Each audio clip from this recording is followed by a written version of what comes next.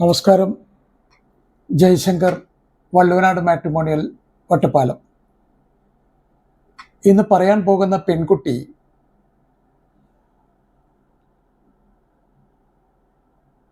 അഞ്ജന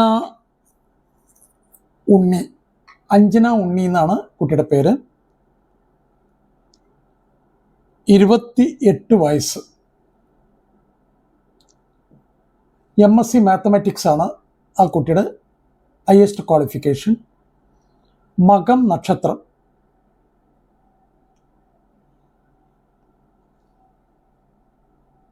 അച്ഛൻ M കൃഷ്ണനുണ്ണി, അമ്മ ജ്യോതി. സഹോദരങ്ങളില്ല. ഒരു പെൺകുട്ടിയാണ്. ഒറ്റപ്പാലത്തെ ഒരു പ്രശസ്തമായ നായർ തറവാട്ടിലത്തെ കുട്ടിയാണ് അഞ്ജന.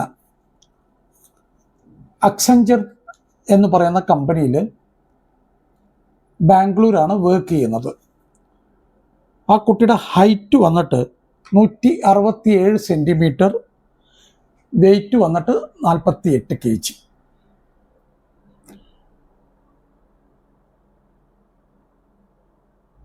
മേഴ്സി കോളേജിൽ നിന്നാണ് പാസ്സായിരിക്കുന്നത്. പാലക്കാട് മേഴ്സി കോളേജിൽ നിന്നാണ് MSc പാസ്സായിരിക്കുന്നത്. എൻ്റെ വീടിൻ്റെ അടുത്ത് തന്നെയാണ് അവർ. ഞാൻ നന്നായിട്ട് അറിയുന്നൊരു ഫാമിലിയാണ്. ഈ കുട്ടി അത്ര പരിചയമൊന്നും ഇല്ലെങ്കിൽ, കുട്ടിയൊക്കെ എന്ന് പറഞ്ഞു കഴിഞ്ഞാൽ ആ കുട്ടി ഇവിടെ പഠിക്കുന്ന കാലത്ത് ഞാൻ ദൂരെയായിരുന്നു. ഇപ്പോൾ ഞാൻ നാട്ടിൽ വന്നപ്പോൾ ആ കുട്ടി ദൂരെയായിപ്പോയി. ജോലി സ്ഥലത്താണ്, ബാംഗ്ലൂരാണ്. അച്ഛൻ ഫോറിനിലായിരുന്നു, NRI ആണ്. ഇപ്പോൾ നാട്ടിൽ സെറ്റിലായിട്ടുണ്ട്. ജ്യോതി ഞാൻ അറിയുന്ന അമ്മയാണ്. നല്ല ഒരു തറവാട്ടുകാർ. നമ്മൾ പറയില്ലേ, ഒരു തറവാടി കുട്ടിയെ കിട്ടിയാൽ നന്നായിരുന്നു എന്നൊക്കെ നാട്ടിൽ പുറത്ത് പറയുന്നൊരു വരികളുണ്ട്. അപ്പോൾ അങ്ങനെയൊക്കെ നോക്കുന്ന ക്വാളിഫൈഡ് ആയിട്ടുള്ള, നല്ല എഡ്യൂക്കേറ്റഡ് ആയിട്ടുള്ള ആൺകുട്ടികളുടെ രക്ഷിതാക്കൾക്ക് ഈ കേസ് പരിഗണിക്കാവുന്നതാണ്. നാട്ടിൽ പറയുന്ന അതേ വരികളെ എനിക്ക് പറയാനുള്ളൂ. നല്ല ഒതുങ്ങിയ ഒരു ഫാമിലി, നല്ല തറവാട്ടുകാർ, നല്ല കുട്ടി കാണാനും ഒക്കെ. എന്തുകൊണ്ടും എനിക്ക് റെക്കമെൻഡ് ചെയ്യാൻ പറ്റാവുന്ന ഒരു ഫാമിലി ആയതുകൊണ്ടാണ് ഞാൻ ഇത്ര എടുത്തു പറയുന്നത്. കാരണം എനിക്ക് അറിയാം ആ ഫാമിലിയെ നന്നായിട്ട്. അപ്പോൾ ഒരിക്കൽ കൂടെ അഞ്ജനെക്കുറിച്ച് ഞാൻ പറയാം. അക്സെഞ്ചറിലാണ് വർക്ക് ചെയ്യുന്നത്, ബാംഗ്ലൂർ. ലൊക്കേഷൻ ബാംഗ്ലൂരാണ്. 1.5 ദോഷം കാട്ടിയിട്ടുണ്ട്. ഞാൻ ആവർത്തിച്ച് പറയാം, ഈ 1.5 ദോഷം എന്ന് പറയുന്നത് ഓരോ പണിക്കന്മാരെ ഡിപ്പെൻഡ് ചെയ്യുന്നതാണ്. ഏതെങ്കിലും വേറൊരു പണിക്കരെടുത്ത് പോയാൽ ചിലപ്പോൾ ഒരു ദോഷമേ ഉണ്ടാവുള്ളൂ. വേറെ ഒരു മൂന്നാമത് ഒരുത്തിനെ കണ്ടാൽ ചിലപ്പോൾ അരദോഷമേ ഉണ്ടാവുള്ളൂ. അതുകൊണ്ട് നമുക്ക് കൃത്യമായിട്ട് പറയാൻ പറ്റില്ല ഇത് ഇങ്ങനെയാണ് എന്നുള്ളത്. അതുകൊണ്ട് അതൊന്നും കണ്ട് അല്ലെങ്കിൽ അത് വായിച്ചിട്ടാരും വിഷമിക്കേണ്ട കാര്യമില്ല. ആരൊക്കെ താല്പര്യമുണ്ട് തോന്നിക്കഴിഞ്ഞാൽ ജ്യോതിഷനെ കൊണ്ട് നോക്കിപ്പിക്കുക. അവർ എന്താ പറയുന്നത് വെച്ചാൽ അതിനനുസരിച്ച് പോവുക. 2 പേർക്ക്, 2 ഫാമിലിക്കും ഓക്കെ ആണെങ്കിൽ നിങ്ങൾ 3, 4, 5 ജ്യോതിഷൻ്റെ അടുത്തെങ്കിലും പോകണം. ഏത് ജ്യോതിഷൻ ഓക്കെ പറയുന്നോ അത് വെച്ച് മുന്നോട്ട് പോകണം. അഞ്ജന ഉണ്ണി, 28 വയസ്സ്, 1.5 ദോഷം, MSc mathematics, Mercy college Palakkad നിന്നാണ് ഹയസ്റ്റ് ക്വാളിഫിക്കേഷൻ. അക്സെഞ്ചർ ബാംഗ്ലൂരിലാണ് വർക്ക് ചെയ്യുന്നത്. ഒറ്റപ്പാലത്ത് പ്രശസ്തമായ ഒരു നായർ തറവാട്ടിലത്തെ കുട്ടിയാണ്. അച്ഛൻ കൃഷ്ണനുണ്ണി, NRI, അമ്മ ജ്യോതി. താല്പര്യമുള്ള ആൺകുട്ടികളുടെ രക്ഷിതാക്കൾക്ക് തീർച്ചയായിട്ടും വള്ളുവനാട് മാട്രിമോണിയലായിട്ട് ബന്ധപ്പെടാം. ഫർദർ വിവരങ്ങൾ ഞാൻ തീർച്ചയായിട്ടും തരുന്നതാണ്. എല്ലാ വീഡിയോകളിലും പറയുന്ന പോലെ ഈ വീഡിയോയിൽ 1-2 കാര്യങ്ങൾ സൂചിപ്പിച്ച് ഈ വീഡിയോ ഞാൻ ഇവിടെ അവസാനിപ്പിക്കുകയാണ്. ഒന്ന്, വീട്ടിൽ കല്യാണപ്രായമെത്തിയ കുട്ടികളുമായി അച്ഛനമ്മമാർ നന്നായിട്ടൊന്ന് സംസാരിക്കണം, നല്ലൊരു ഡിസ്കഷൻ വെക്കണം. കല്യാണത്തിൻ്റെ കാര്യങ്ങളൊക്കെ തീരുമാനമായി കഴിഞ്ഞാൽ തീർച്ചയായിട്ടും നല്ലൊരു ഡിസ്കഷൻ വെക്കുന്നത് നല്ലതാണ്. കാരണം ആ കുട്ടിക്ക് പല അഭിപ്രായങ്ങളും പറയാനുണ്ടാകും. ഇപ്പോൾ ബാംഗ്ലൂരാണ് വർക്ക് ചെയ്യുന്നതെങ്കിൽ ബാംഗ്ലൂർ മതി, എനിക്ക് അവിടെ നോക്കിയാൽ മതി. ചില കുട്ടികൾ പറയും ഹൈറ്റ് എത്ര വേണം, ചില കുട്ടികൾ പറയും വെയിറ്റ്, അങ്ങനെയൊക്കെയുള്ള പല കാര്യങ്ങളും അവർക്ക് പറയാനുണ്ടാവും. അതെല്ലാം ശ്രദ്ധിച്ച് മനസ്സിലാക്കുക. 100% ഒന്ന് മീറ്റ് ചെയ്യാൻ പറ്റില്ലെങ്കിൽ പോലും നമ്മൾ മനസ്സിലാക്കിയിരിക്കുക ഈ കാര്യങ്ങളൊക്കെ. രണ്ടാമത്, തറവാട്ടിലെ ധർമ്മദൈവങ്ങൾ അല്ലെങ്കിൽ കുടുംബക്ഷേത്രം അല്ലെങ്കിൽ നമ്മൾ വെളുത്തങ്കാവ് എന്നൊക്കെ പറയും ഒറ്റപ്പാലത്ത്, ആയ നാഗങ്ങൾ, ഇവരെയൊക്കെ ഒന്ന് നന്നായിട്ട് പ്രാർത്ഥിക്കുക.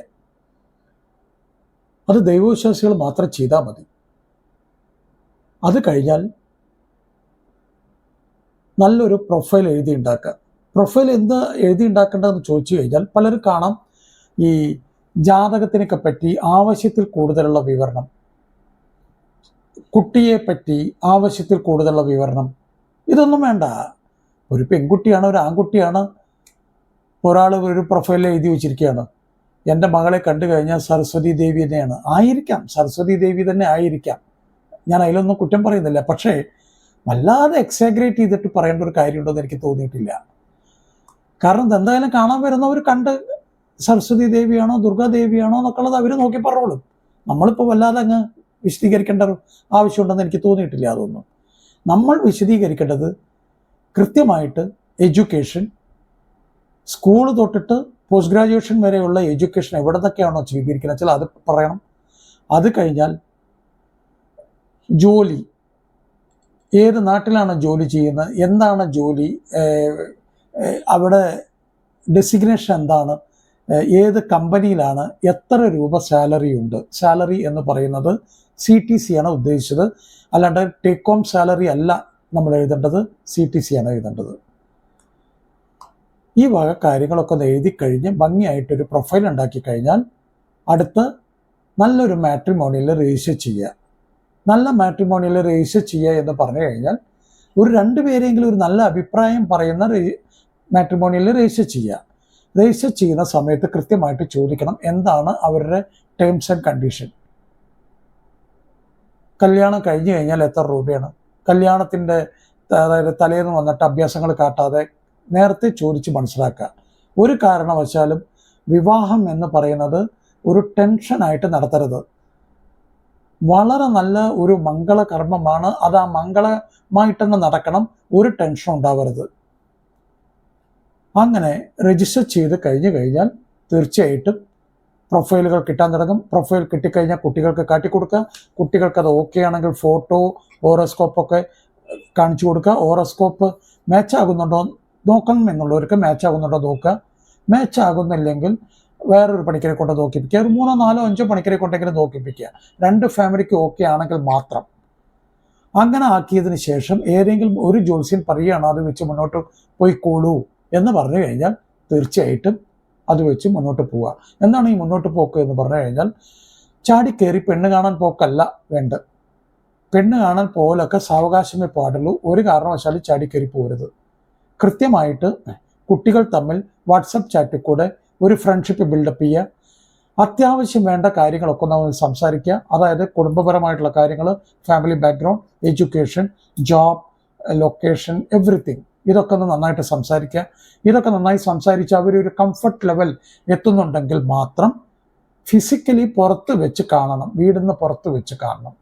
വീട്ടിൽ പുറത്ത് വെച്ച് കാണുന്ന സമയത്ത് അവർ കൃത്യമായിട്ട് പറയും എനിക്ക് വല്ല ലവ് അഫെയർ ഉണ്ടെങ്കിൽ ഇതാ എനിക്ക് ലവ് അഫെയർ ഉണ്ട്, നീ നോക്കണ്ട, നീ വേറെ നോക്കിക്കോളൂ എന്ന് കൃത്യമായിട്ട് പറയും.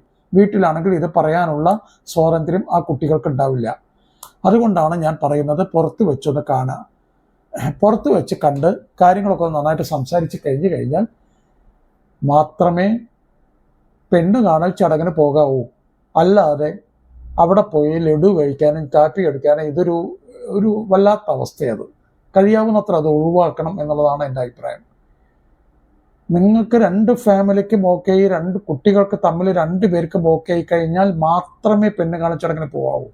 വെറുതെ പെണ്ണ് കാണൽ ചടങ്ങ് നടത്തുക, 2 ദിവസം കഴിഞ്ഞിട്ട് അത് ശരിയാവില്ല കേട്ടോ എന്ന് പറയുന്നതിനെക്കാട്ടിലൊക്കെ നല്ലത് നേരത്തെ ഈ വക കാര്യങ്ങളൊക്കെ മനസ്സിലാക്കി ഒരു പെണ്ണുകാണ ചടങ്ങിൽ എത്തിയാൽ നോ എന്നൊക്കെ പറയാം, പറ്റില്ല എന്നൊക്കെ പറയാം, പക്ഷെ കഴിയാവുന്നത്ര അത് ഒഴിവാക്കാൻ ശ്രമിക്കണം. അതായത് നേരത്തെ കാര്യങ്ങളൊക്കെ മനസ്സിലാക്കുക.